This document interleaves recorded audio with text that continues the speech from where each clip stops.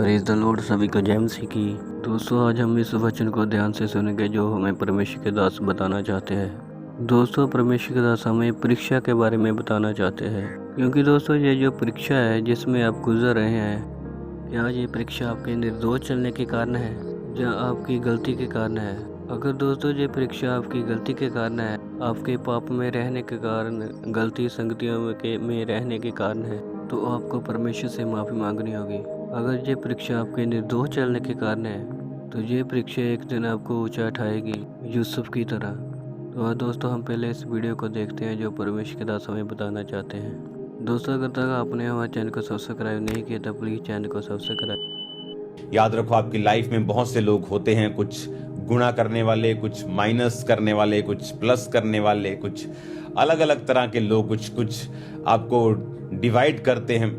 परमेश्वर नहीं चाहता ऐसे लोग आपकी लाइफ में रहें। तो कई बार परमेश्वर, जब आप परमेश्वर के नजदीकी में होते हैं, तो परमेश्वर ऐसे लोगों से आपको फ्री करता है और आजाद करता है। और ये तभी संभव है अगर हम परमेश्वर में अपने जीवन को बिता रहे हैं।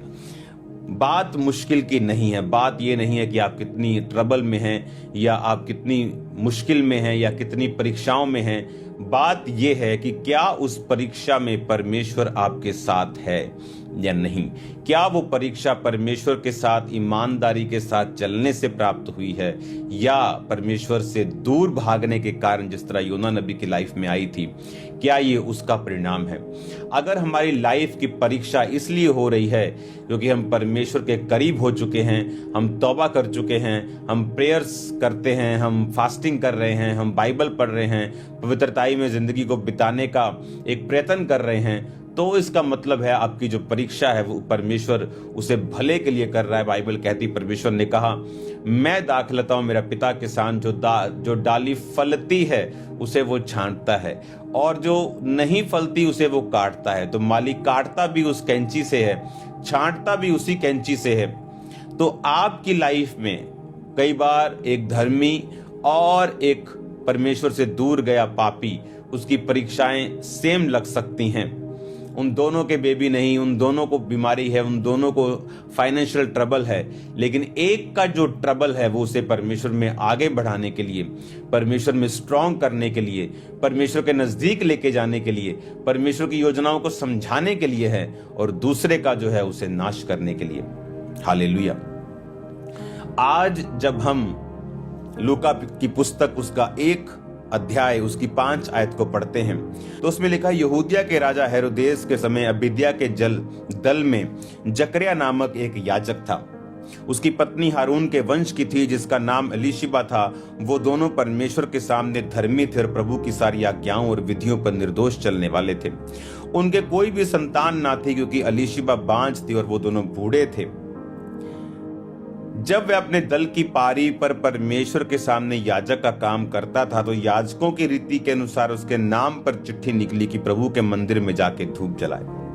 बाइबल कहती है कि ये दोनों लोग, जकरिया और उसकी पत्नी एलीशिबा, बाइबल कहती वो उसकी पत्नी जो थी वो बांझ थी और उनके कोई भी संतान नहीं थी। बाइबल कहती वो परमेश्वर के सामने धर्मी थे और प्रभु की सारी आज्ञाओं और विधियों पर निर्दोष चलने वाले थे, तो भी उनके कोई भी संतान नहीं थी।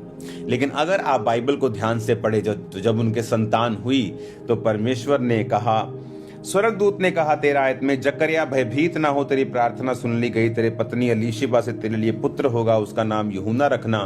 तुझे आनंद और हर्ष होगा और बहुत लोग उसके जन्म के कारण आनंदित होंगे।